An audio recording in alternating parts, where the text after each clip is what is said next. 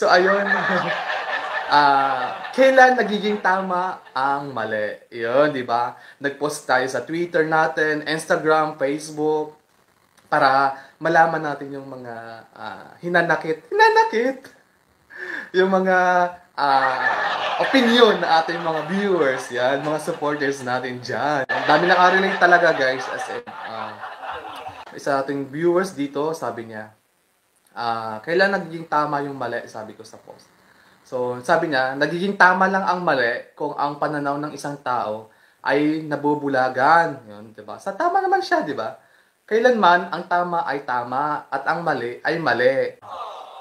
Kung yung mali, mali. So, pwede nating maitama yung mali, pero hindi magiging tama talaga yung mali. Kasi mali nga, 'di ba?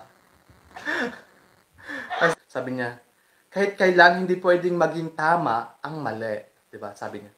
Pero maraming tao ang nagsasabi na nakadepende daw ito sa sitwasyon. Sabi pa niya dito, sa Twitter, from Twitter, nagiging mali ang isang tamang bagay na ginawa mo kapag binigyan mo ito ng maling perception. Oh, panis. Kung baga, ikaw alam mong tama naman pero isa iba mali, 'di ba?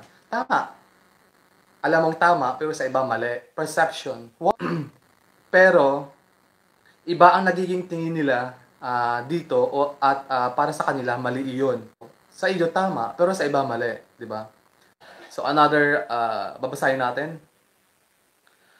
Ito from Twitter, sa isa nating viewer sa Twitter from Valley. Sabi niya dito, nagiging mali ang tama kung ang tamang ginagawa ay may maling motibo. Sabi pa niya dito, hindi mabuting gawin ang isang bagay na nakakatulong sa sarili o sa ibang tao na ang motibo ay mali. Hindi mabuting gawin ang isang bagay na nakakatulong sa sarili mo o sa ibang tao pero ang motibo ay mali. Yeah. From Instagram naman, sabi niya, ang mali ay mali talaga, sabi niya dito. From Azel, yan, sa Instagram. Huwag na nating pakomplikahin pa ang buhay, sabi niya. Nagiging tama lang ito kasi ito ay para sa taong gumagawa nito. Sabi niya, ang mali ay mali. Huwag na nating pakomplikahin pa ang buhay. Nagiging tama ito, maraming halimbawa kung saan ang mali ay nagiging tama sa pananaw ng gumagawa nito.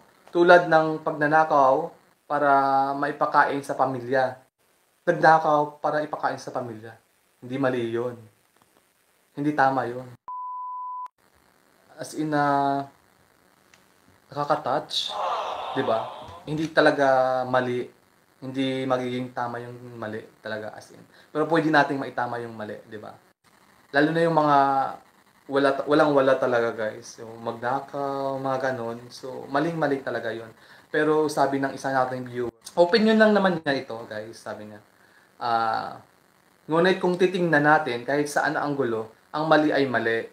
At lalong hindi mapagtatakpan ng kamalian ang isang pangkamalian. So, kaya sabi niya, ang alam natin ay mali ang magnakaw, pero para sa magnanakaw, tama ito kasi kailangan niya sa pamilya niya, 'di ba? So mali nga, pero kailangan daw sa pamilya niya kasi para may mapakain dun sa pamilya niya, kahit mali yung ginawa niya. So, 'di ba? As in yung topic natin, grabe as in madami din nakaka-relate sa lahat ng topic natin. May isa pa tayong viewer dito na nagpadala ng comment nila. Ang mali ay di kailanman magiging tama. O, di ba? Sabi ko nga kanina, ang mali ay hindi talaga magiging tama.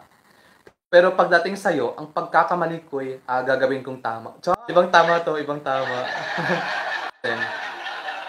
Dahil sa paminsang pagkakamali ko, ang naging dahilan ng nasaktan kita ng paulit-ulit. Oh, may hugot talaga, may hugot talaga.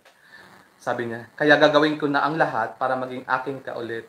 Oh, tama lang tong parusa sa akin sa pagpapasakit ko sa'yo. Ito din yung isang viewer natin. So, nakagawa siya ng mali before. So, gusto niyang itama. Tama kasi yung mga kamalian niya before, gusto niyang itama. Ito yung sinasabi ko, guys. Diba? For the second chance, di ba?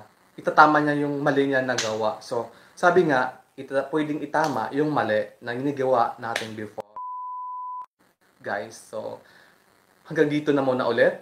So ayun, ingat tayo lagi and God bless us all. Keep safe. Guys, love you all guys. Thank you so much. Bye-bye.